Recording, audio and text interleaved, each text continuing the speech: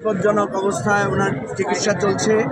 আমি সর্বপ্রথম দাবি করব সরকারের কাছে যে নুরুল হক নূরকে একটি বিশেষ বোর্ড গঠন করে তার যাতে সুচিকিৎসা হয় এবং তার জীবনের যে সংখ্যা সেটা যাতে দ্রুত আমাদের কাছে যাতে সেটা জানানো হয় যে তিনি সংখ্যামুক্ত, এটা যাতে আমাদেরকে জানানো হয়, তার যাতে উন্নত চিকিৎসা করা হয়।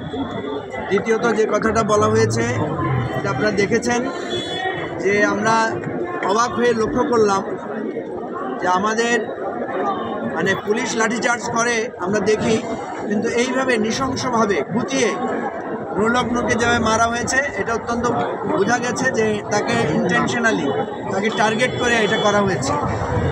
নুরুল হক নূরকে আগেও এ ধরনের টার্গেট করে তার জীবন নাশের চেষ্টা করা হয়েছে। আমরা এটার জন্য অত্যন্ত তীব্র নিন্দা জানাই, প্রতিবাদ জানাই, ক্ষোভ জানাই।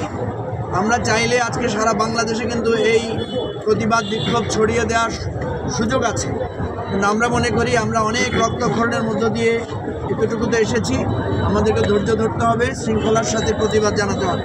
সেই জন্য আমরা যে 24 ঘন্টার সময়সীমা গণ অধিকার পরিষদের পক্ষ থেকে দেওয়া হয়েছে আমরা তার সাথে পূর্ণ সংহতি জানাচ্ছি এবং আমরা এর প্রতিবাদ নিন্দা ইতিমধ্যে জানিয়েছি এবং আমরা আগামীকাল একটা সর্বদলীয় সভা ডাকার আমরা একটা উদ্যোগ নেব যাতে সবাই মিলে আমরা এই ব্যাপারে আমরা স্পষ্ট কথা বলতে পারি।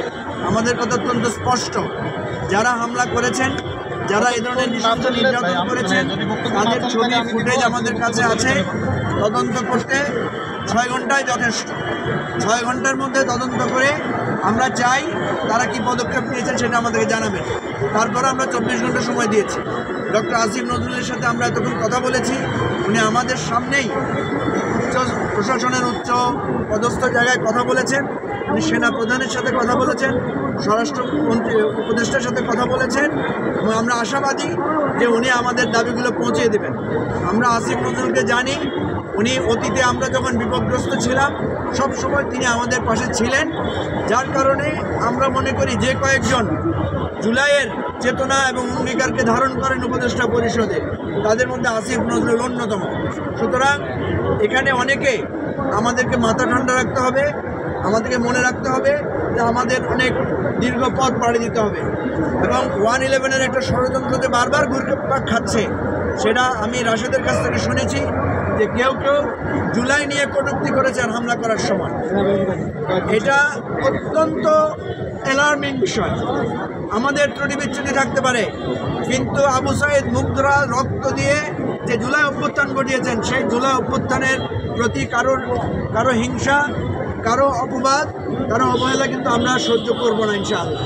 তো প্রিয় ভাই ও বন্ধুগণ, আপনাদেরকে জানাচ্ছি 24 ঘন্টার সময় এটাকে আমরা সংহতি জানাচ্ছি, এটাকে আমরা সমর্থন দিচ্ছি এবং আগামীকাল আমরা চেষ্টা করবো একটা সর্বদলীয় বৈঠক ডেকে সরকারের চূড়ান্ত 24 ঘন্টার মধ্যে যদি আমরা কোনো প্রতিকার না পাই তাহলে পরবর্তী বৃহত্তর কর্মসূচি আমরা দিব।